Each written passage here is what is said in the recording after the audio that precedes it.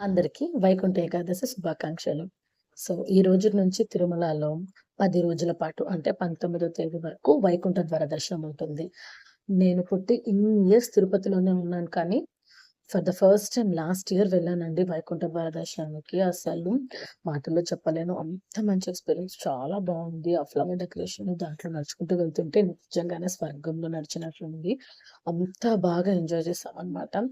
ఈ ఇయర్ కూడా ఎలాగైనా వెళ్ళాలి అని అనుకున్నాము. బట్ ఆన్‌లైన్‌లో టికెట్స్ రిలీజ్ చేసినప్పుడు చాలా ట్రై చేశానండి బుక్ చేయడానికి. బట్ ఏం చేద్దాము బ్యాడ్ లక్ బుక్ అవ్వలేదు. వితిన్ 10 మినిట్స్‌లో టికెట్స్ అన్నీ కూడా అయిపోయాయి.